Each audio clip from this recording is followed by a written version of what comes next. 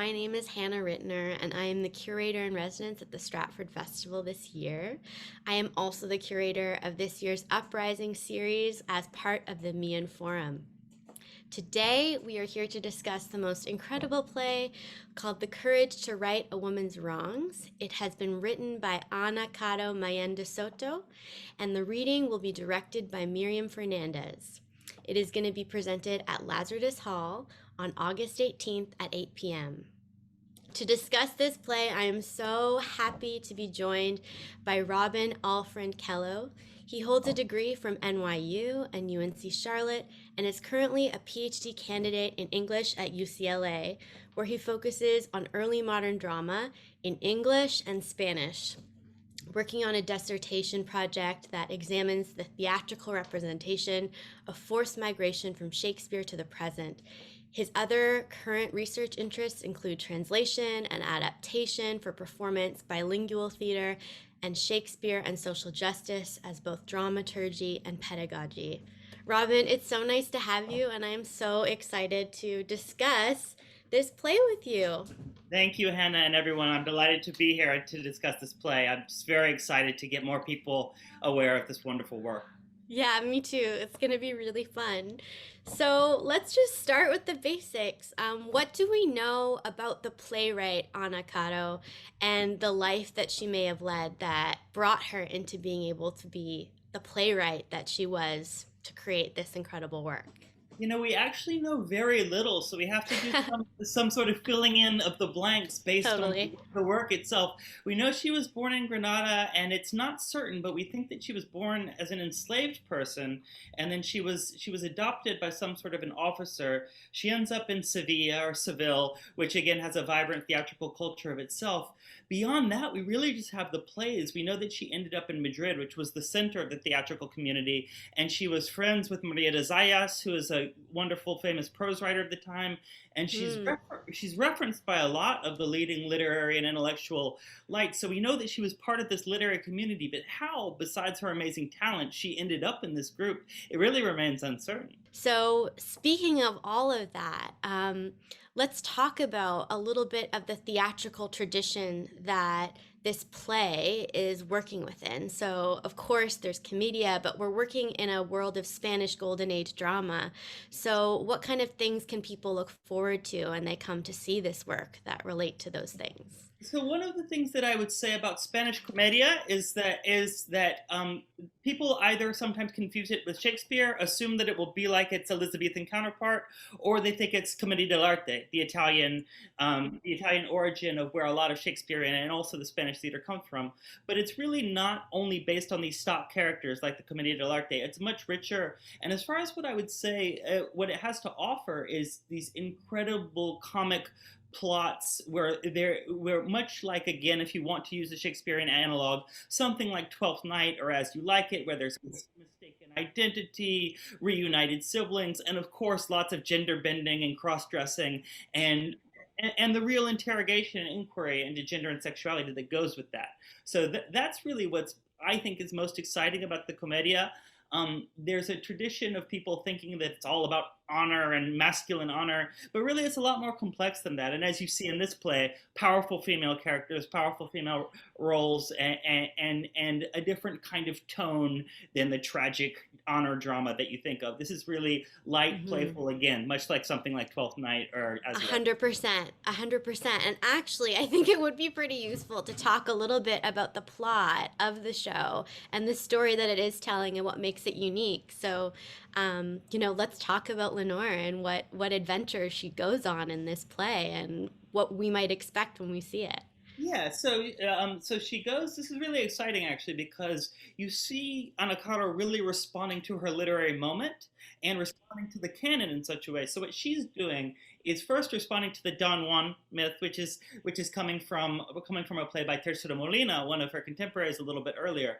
But in any case, for those of you out there, you know Don Juan, you know what that means. So Leonor, our protagonist, is a spurned lover. She has been with Don Juan, and then he's abandoned her, and he's gone off to Brussels. And so she dresses like a man, and she travels with her servant Ribette to go to Brussels to restore her honor, to reclaim her position.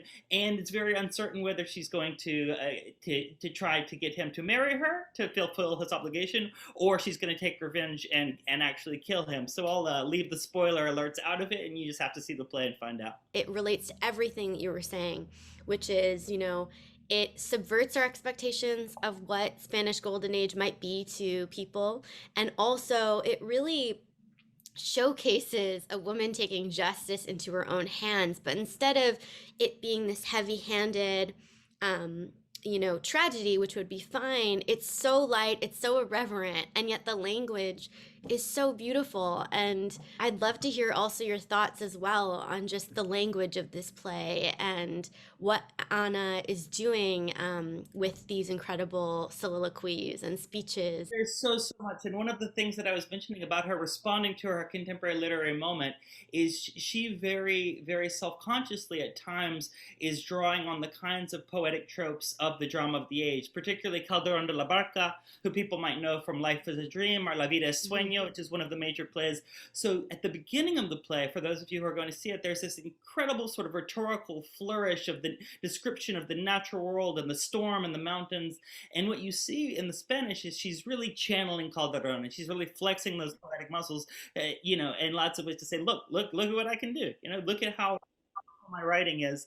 And then, as you mentioned, there are plenty of wonderful soliloquies where you get a really rich sense of character and character in relation, how they're trying to navigate and tell their own story in particular moments. I would turn anybody who's able to read it to the Spanish because it's a much sort of lusher, richer kind of thing. What we aim for in translation is something that can be performed on stage for contemporary audiences and is not going to stick out as antiquated or too formal or stuffy. So we're aiming for a sort of legibility there. But you're right. We still hope that you can get some of the richness of the language in those soliloquies. I mean, I'm not a fluent Spanish speaker by any means, but just the language when I read the script from your translation just immediately affected me and absorbed me. And I remember when I read it a few years ago when I was an apprentice at the festival, I said to Bob White, my mentor at the time, this is as good as Shakespeare and it needs to be seen and it needs to. And so I just want to commend you on that. It was I love the way you were saying the translation you wanted to make accessible, but I also feel like you still honored the language and the depth, and it was so effective. And that's why I was so excited to share it. Thank you. I would be remiss if I didn't mention again that this really is a collaborative project. It's a collective project. And so, under the directing of Barbara Fuchs, Professor Barbara Fuchs at UCLA, the Diversifying the Classics project. This is something that we've been doing for a number of years now. I've been fortunate to be involved with 5 plays now, I think it is. But it really is. This work is, again, these are plays, many of which have never been translated or only have very old translations that wouldn't work today on stage. So what we're trying to do is, much like you said, get it out there, and whether people think it's as good as Shakespeare or just get away from that question of how good it is, period. Just say there's enough space for more stuff. There's enough space for more stuff besides Shakespeare. Even, there's this incredible Shakespeare industry that you guys have and that so many people have. These theaters can open up and do different and adapt and do it bilingually and do all kinds of exciting things. There's a lot out there. Can we confirm that this show in particular has never received, a large scale production at a rep theater in North America thus far? Has it received anything like that? Or is this really, breaking ground for its, recent history? It's breaking ground. As far as I know, our translation, we did a staged reading virtually as part of our festival, the La Cena Festival in November of 2020, the Red Bull Theater in New York. And then Winthrop University in South Carolina did a student production of the play. But I am pretty certain that there has not been a large scale. And that's what I'm so excited about. It works so well on stage. It really does. Oh, yeah. I mean, I could see it at a space like the Festival Theater, or I could see it at RSC. So that's what's also so exciting, and the sort of intention behind this Uprising series is to shift our beliefs about what's possible similarly to what's possible in terms of what classical theater, but also what stories ought to and are ready to be told on these large stages and, change audiences' perspectives and everything. One thing I also wanted to talk about, which makes this play incredibly unique, is the women and the new kind of women we're seeing. And it's kind of new old because we have this notion that women that were being written about at this time, which, like, let's be clear, this is, the Spanish Golden Age, this is hundreds of years ago, were, traditionally docile or kind of polarized between the harlot and the ingenue. But I think that these characters are much more complicated than that. And I'd love to hear your perspective on how this new sort of woman, in your view, or women, because there are a few different women in this show, are portrayed. Just because it's in the past, we talk about this often in the group, doesn't mean it's necessarily conservative. So you can find all of the radical impulses, regardless of what our idea of hyper-Catholic 17th century Spain was. But beyond that, this is a theatrical culture that actually not only had people like Ana Caro writing plays, but the women actors, the actresses, they were really the stars. They were the divas. They wouldn't go to see their favorite playwright or their favorite actor. It was the women who were the stars. So unlike in Shakespeare's England, we had women on stage, women who were the autoras, or basically sort of the directors of the theater companies.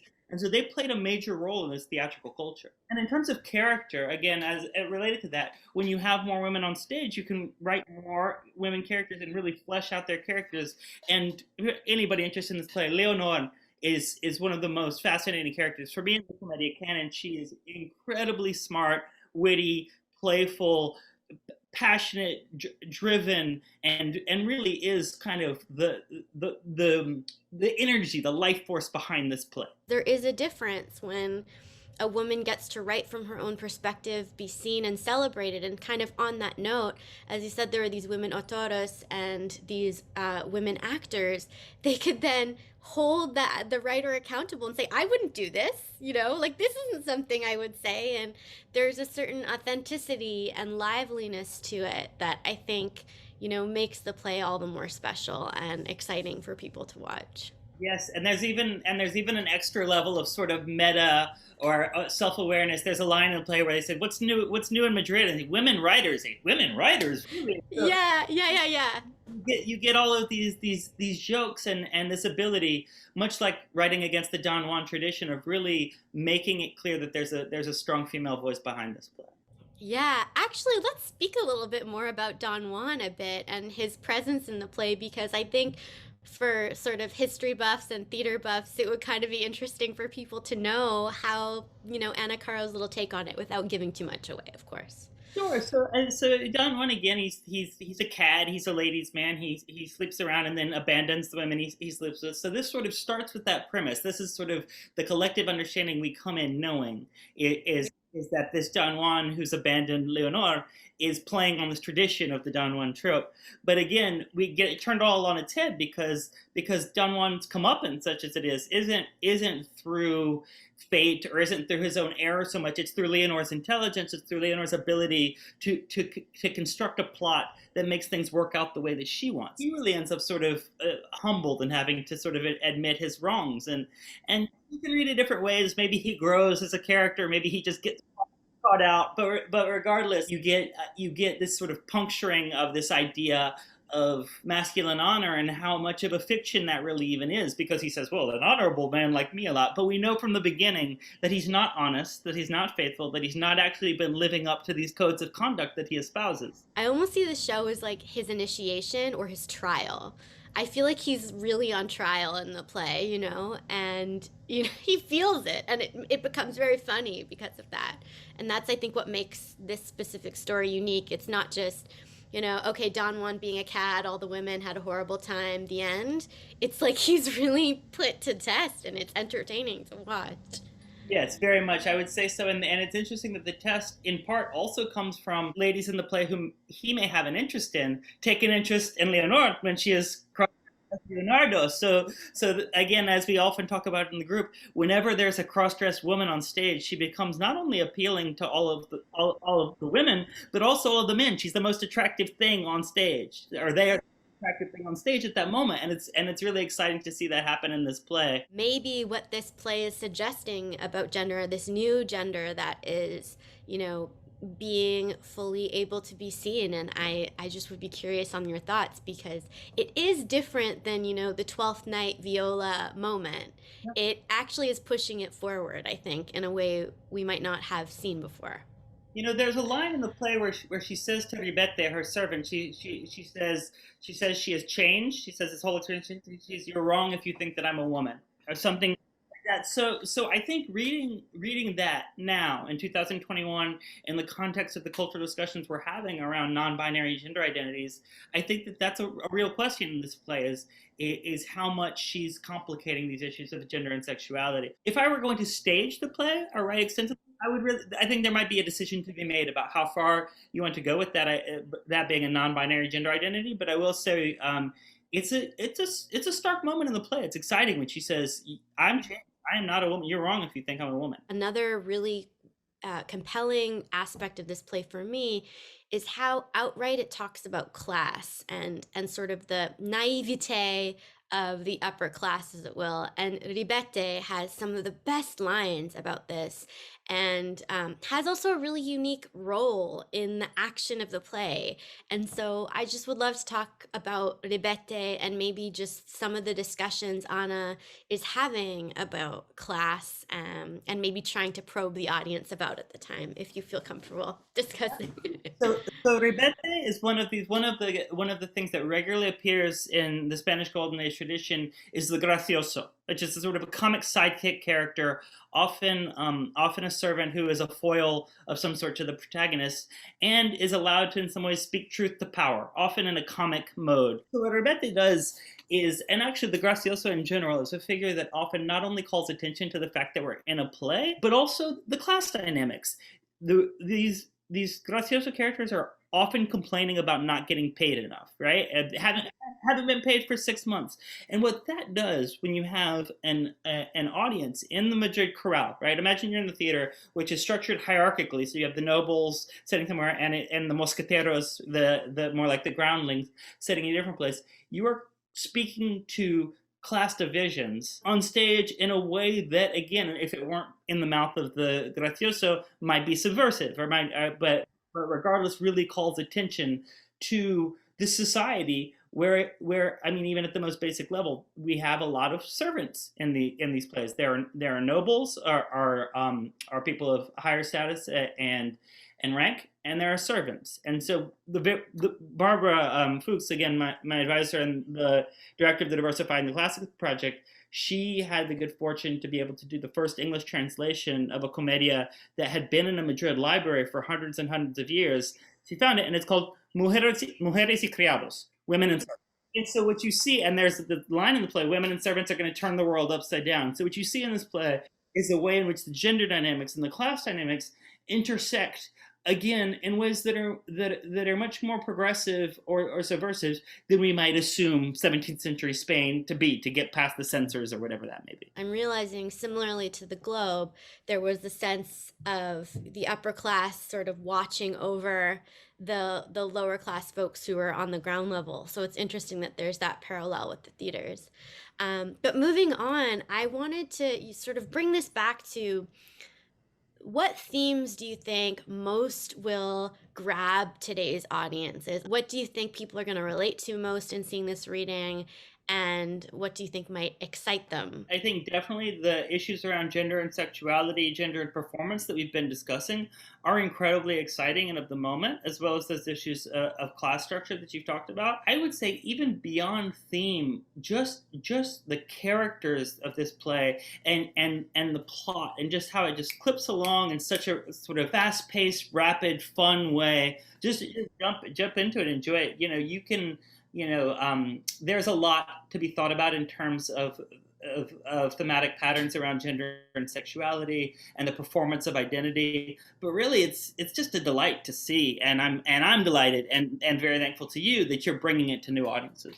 Oh, of course, and I will have to agree 100%. I think that often we conceive of plays written in the past as having a certain pace and a certain weight to them, and I think the thing, again, similarly to you, that I'm so excited to share with an audience is how incredibly entertaining it is and how engaging it is. And really, there's a moment every page, and it really was the experience that I had when, thanks to you guys for making such a beautiful translation, and to Anna herself.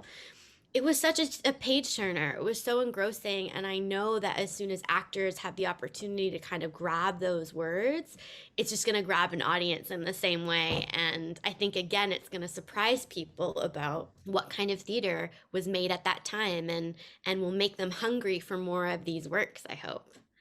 That's certainly the intention behind this whole project is get the plays out there, get them to new audiences. Again, try to expand upon the very Shakespeare centric theater, and show that there's more out there. Actually, Robin, I would love for anyone watching this to know about ways that they could follow the Diversifying Classics project and learn more about the translations that you are doing right now. Well, if you just Google Diversifying the Classics, you'll find our website at UCLA, where we have access free of charge to all of our translations so far, as well as information about our past theater festivals, and a blog where we write about events that we host, books we're interested in, plays we've seen. And so you can find our information there. We have a listserv as well, so you can keep up with that. And also every 2 years, and you'll have information about this on the site as well, we have the La Cena Festival of Hispanic Classical Theater, which is the first festival in Los Angeles of Hispanic Classical Theater. So every 2 years we hold a festival where we do these plays, we do adaptations of these plays, we connect with companies in Mexico and in Spain and maybe in Canada, we hope, and just try to get, again, as many people excited about this commedia tradition as we can. So I just want to round things off with, reminding people that this play is part of the Uprising series, which really explores different women characters uprising against their circumstances and choosing to be the hero of their own story outside of anyone's validation. And I think Robin has certainly confirmed that this show, this beautiful script by Ana Caro Meighen de Soto, does all of those things. So as a fun final short question, I would be curious if you could describe this play in 4 words, how would you do it? Sexy, funny, sword fighting power. Yes, I love it. Robin, it has been such a wonderful experience talking to you about this. I feel like I learn always something new from you about this play, and your passion for this work comes across. And I'm so grateful for the work that you're doing, and I so look forward to following it and seeing what else you will do. As a reminder to our audience, The Courage to Right a Woman's Wrongs, which will be directed by Miriam Fernandez, is going to be presented on August 18th at 8 p.m. in Lazarus Hall, and I would be so happy to see you there. Thank you so much, and thank you, Robin. I'll see you soon. Thank you, Hannah. I appreciate it. Thank you, everyone.